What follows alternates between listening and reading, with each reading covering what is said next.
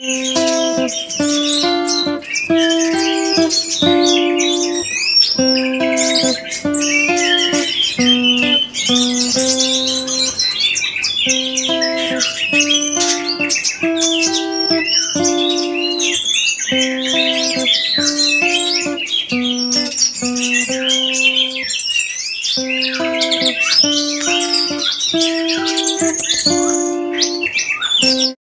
guys, sudah dibanding-banding ke ya. Jangan lupa like, comment, dan subscribe.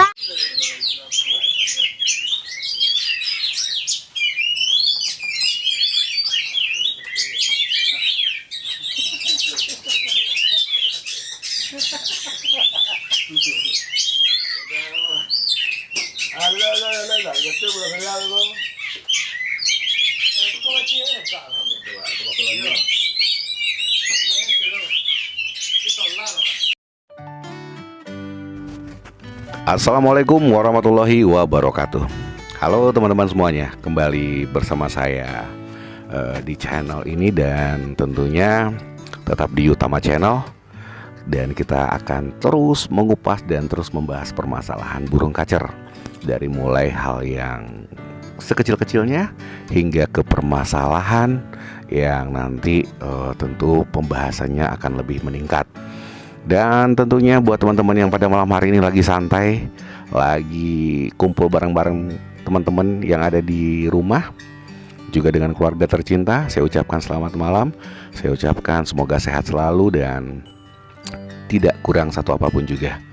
Yang pastinya kita semua selalu memberikan kabar baik kepada teman-teman kita, kepada saudara-saudara kita, dan tentunya dengan saling menjaga silaturahmi dengan baik, dan akan meningkatkan nilai atau sumber dari pendapatan kita melalui silaturahmi.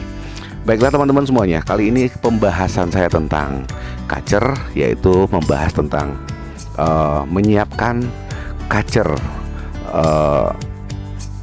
yang baru akan masuk ke gantangan. Artinya di sini adalah melatih kacer yang akan kita jadikan bahan prospektan untuk digantangkan gitu loh. Ya, bisa saja kacer ini kita akan melihat dulu kondisinya layak untuk dijadikan bahan untuk materi lomba, apa hanya sekedar kacer rumahan saja. Nah, di video ini adalah kacer yang baru dalam perawatan sekitar lebih kurang 1 bulan, yang mana kacer ini lama disimpan. Artinya kacer ini tangkapan alam yang lama mendem. Ya, artinya di toko burung diambil, memang tidak kejual waktu itu, dan beberapa lama di sana, dan kacer ini sudah mulai berbunyi tetapi tidak dirawat. Nah, kacer ini masih gerabakan karena dia masih posisinya yaitu adalah bahan hutan ya. Dan kacer ini baru saja selesai mabung, dan kemudian diambil kacer ini dan kita coba untuk mengkondisikan apakah dia sudah bisa memberikan perlawanan kepada musuh-musuhnya di lapangan, apa hanya sekedar bunyi di rumahan saja. Oke teman-teman semuanya, bagi teman-teman yang punya kacer seperti ini adalah yang pertama kita harus melihat dulu kondisi mental dari burung ini. Kalau memang dia adalah memang burung yang punya mental bagus, fighter bagus, seperti apapun gerabakan dia, seperti apapun girasnya dia, kalau dia sudah ketemu musuh, dia tidak peduli. Nah, inilah kacer yang mempunyai mental petarung ya. Kacer yang mempunyai daya tarung yang kuat. Artinya begitu dia sudah ketemu lawannya, dia tidak peduli terhadap lingkungannya. Walaupun demikian, yang namanya kacer yang baru kita setting atau yang kita arahkan untuk ke lapangan ini, tidak semata-mata dia akan langsung connect terhadap kondisi lapangan teman-teman ya. Dan di sini perlu kita melatih burung ini. Di rumah dia sudah gacor, di rumah dia sudah buka-buka, dia sudah mulai on sendiri di rumah, dan kita dekatin dia gerabakan, kita pegang sangkarnya dia gerabakan. Nah, nanti setelah kita jauhin sedikit lagi dia akan on kembali. Nah, dimulai dari sini kita belajar kalau kacer ini adalah mulai menunjukkan jati dirinya. Artinya dia sudah mulai ada birahi dan ada emosi. Dan di situ kita harus perhatikan dulu apakah sudah benar-benar fitkah dia, apakah sudah benar-benar vokalnya itu keluar itu dengan jernih, dan kita harus pahami itu dulu. Jangan burung baru hanya ngeriwik keras saja kita sudah bawa dia ke lapangan, padahal kondisi fisiknya, kondisi staminanya belum ada. Nah, kebetulan kacer yang ada di video ini begitu dirawat selama sebulan, dia sudah mulai menunjukkan sikapnya, dia sudah mulai menunjukkan karakternya. Artinya di sini dia sudah mulai on dan suaranya sudah plong keluarnya. Nah, untuk perawatan kita berikan yang pertama adalah selalu membuka kerodong agar dia gampang beradaptasi dengan lingkungan sekitar, dengan orang ramai. Yang kedua, memberikan dia sangkar bulat yang kecil ya. Nah, ini sangkar bulat ukuran kalau nggak salah ini sekitar nomor 5 ini, gitu loh. Nah, jadi dengan bisa juga teman-teman berikan dengan sangkar labet ya, tapi sangkar labet kan itu kan jerujinya besi. Sebaiknya pergunakan atau tetap memakai jeruji dari bahan bambu. Dan kita selalu berikan dia pakan yang membuat dia agar terus berkicau, dan tentunya dengan mendongkrak birahinya dan juga menaikkan kondisi emosinya. Artinya di sini burung selalu berkicau dan selalu merasa dia nyaman, dia merasa senang, dia merasa artinya di sini dia mentalnya terbangun, kemudian fisiknya juga mendukung. Nah, teman-teman juga harus perhatikan hal yang demikian. Jangan-jangan burung baru saja berbunyi teman-teman langsung mengarahkan ke settingan. Nah, ini jangan teman-teman langsung mengarah ke sana, karena burung ini dia perlu memulihkan dulu staminanya, perlu memulihkan dulu kondisi tubuhnya. Kalau memang dia nanti kita track di lapangan itu dia memang jalan dan tidak ada masalah, dia tidak nabrak, dia tidak ngeruji, dia tidak ngelantai atau dia tidak bagong, ya teman-teman nggak perlu lagi untuk mengobrak-abrik lagi settingannya. Ya sudah, berapa yang biasa teman-teman kasih, ya berarti dia memerlukan nutrisinya memang segitu dulu, gitu loh. Nah, kecuali nanti sampai di lapangan dia bagong ngunci, atau nanti dia ngejar-ngejar, atau dia nanti turun ke lantai. Nah, dia main turun ke lantai. Nah, disitulah barulah kita bermain terhadap settingan. Nah, kalau untuk di awal ini biasanya kacer-kacer giras seperti ini, begitu dia mulai nampak lawannya dan kemudian emosinya sulut terpancing dan birahinya langsung naik, dia biasanya akan langsung untuk on, gitu loh teman-teman. Nah, jarang biasanya kacer-kacer giras ini untuk bagong itu biasanya agak jarang gitu ya, kecuali nanti sudah melebihi kapasitas dari pemberian extra foodingnya, atau dalam tahap penjemurannya, atau dalam tahap pemandiannya. Untuk tahap sekarang ya yang jelas dia mau dulu untuk bekerja di lapangan. Jangan otak-atik dulu hal-hal yang lain, karena kita mengkondisikan dia bagaimana dia bisa untuk berbunyi di lapangan. Nah, kenapa saya berikan sangkar kecil? Disinilah penentuannya. Kalau memang dia punya mental bagus, dia tidak akan berpengaruh terhadap sangkar. Nah, jadi di sini dengan sangkar kecil yang pertama, dia lebih efisien ya, gampang dibawa kemana-mana. Artinya kalaupun teman-teman nanti misalnya pergi jalan ke tempat ke rumah teman ya, sambil bawa tenteng sangkar tidak terlalu berat gitu loh. Dan ini harus kita latih. Kalau tidak kita latih, burung ini tidak akan terbiasa. Ya, banyak burung-burung yang kita dekatin dia giras, tapi begitu kita gantang dia melihat lawannya, dia langsung akan on. Banyak seperti itu teman-teman.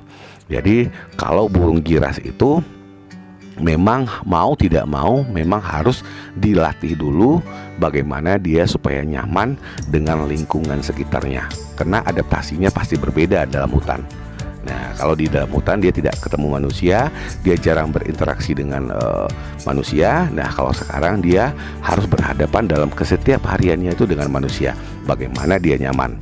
Ya, yang pertama ya tentunya dengan memberikan sangkar yang lebih kecil.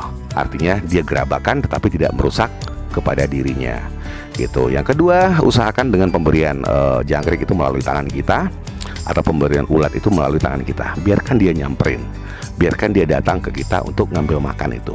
Nah, berikan saja berapa dia sanggup, berikan saja berapa dia kenyang dulu. Nah, nanti kalau seandainya dia sudah nyaman dengan seperti itu, dia selalu on di lapangan, dan dia sudah terbiasa. Apabila nanti dia mabung, kemudian di situ kita baru raba settingannya berapa seharusnya, layaknya ini burung berapa. Kita sudah bisa merasa-rasakan, kita sudah bisa untuk menilai atau melihat, karena kita sudah tahu kebutuhan dia itu seperti apa, emosinya seperti apa, birahinya seperti apa, dan dia ini termasuk kacer tipe panas apa tipe dingin. Nah, teman-teman sudah bisa memahami ke arah ke sana. Jadi mau diberikan jangkrik berapa, mau diberikan kroto berapa, dan sebelum naik mau diberikan ulat Hongkong atau tidak. Nah itu loh. Jadi dalam tahap penjemuran pun juga begitu. Biasanya kalau kacer-kacer yang masih dalam tahap penyesuaian ini, dia membutuhkan energi sinar matahari, dan tentunya dengan pemandian dia juga butuh. Nah teman-teman bisa lihat arahnya kemana gitu loh teman-teman. Dan yang ketiga, kita selalu untuk memberikan kenyamanan terhadap burung yang kita rawat ini tadi. Walaupun dia giras kita dekatin, dan usahakan memberikan dia tempat yang nyaman. Kalau dia sudah istirahat, berikanlah dia di pojok rumah itu ya, di pojok itu yang tidak terganggu dan orang tidak lewat di depan itu. Dan mungkin burung ini sedikit agak geli saja melihat orang lewat, tetapi dia masih nyaman untuk nengkreng di situ gitu loh. Nah kalau kita nanti taruhnya di depan pintu, otomatis orang keluar masuk di sana, kapan lagi waktunya untuk istirahat? Nah ini juga kita harus pertimbangkan. Jadi energi dia nanti habis terkuras karena takut orang, takut melihat lalu lalang, dan burung gerabakan. Itu akan sangat menguras energi dari si kacer ini. Nah jadi teman-teman pahami, dan teman-teman bisa mencobanya. Yang penting istirahatnya dapat, kemudian pengolahan dia, settingan dia, artinya kita belajar untuk memberikan pemahaman kepada dia. Nah, dan kita melihat konsepnya bagaimana, ini arahnya mau kemana, itu yang penting gitu loh. Kalau teman-teman sudah tahu dasarnya bagaimana, tinggal nanti pengembangannya ke depannya seperti apa ini burung gitu loh.